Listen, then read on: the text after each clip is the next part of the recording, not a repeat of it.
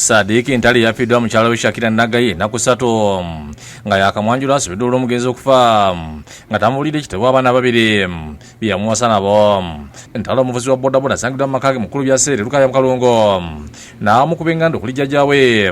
Salanda Mutebi n'amutuusa ategeeza nti mukyala we kati omugenzi abadde amaze n'emyaka ena agambye nti Nagaye okumuwasa yajja n'abaana babiri. Omukulu wa myaka mukaaga omulala alina ena lyebamaze bubi kitaabwe abali tamanyiddwa nga abadde abalabirira n'owe omuto emyaka ebiri. Katawa bwe tamanyidda gyali teri amanya tawa bwe gyali naye nze mbadde mbakuuma, nze mbadde mbabeererawo mu buli ngeri yonna kuba bano omukulu yajja wa myaka ebiri, emyaka gy'amaze wano gy'emyaka ena gy'emyaka mukaaga gy'agenza alina.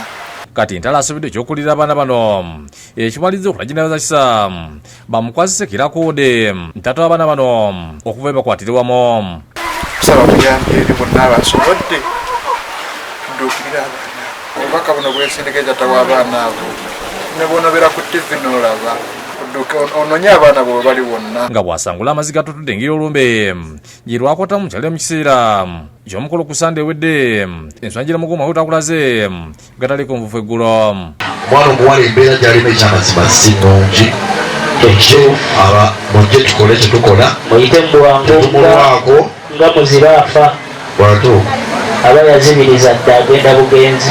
Twamulekera mu motoka alina kigambo kiyaŋŋamba yaganyanga kimu kuŋŋamba mwami nfa, mwami nfa.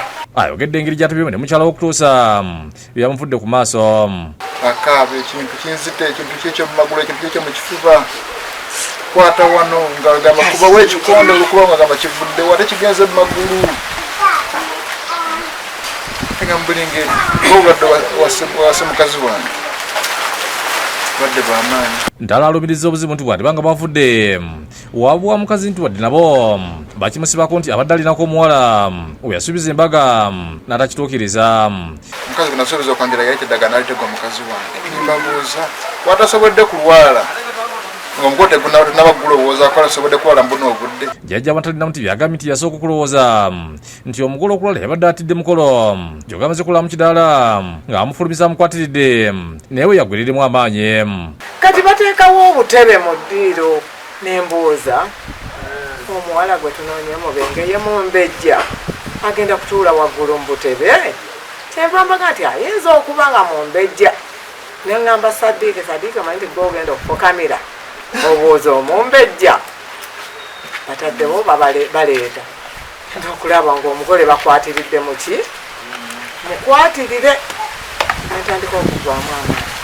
Baamuzza ogwokubiri ng'aleeta akabbo ka muwala munne yakeetikka.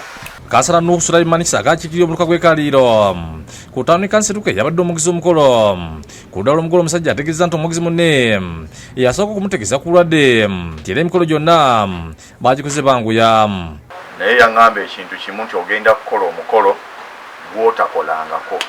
Ne mubuuza lwaki, n'aŋŋamba nti ekyamazima omugole okusinziira embeera gy'alimu ayinza obutalabikako mu kidaala. Omukolo twagukola ambulensi weeri ku mukolo ekiraga nti omugole yali mu mbeera zibu nnyo. Ono alaze KSMP yabaddemu ebintu by'omugole byadde bamugulidde kyagambye nti afudde tagisumuludde nako.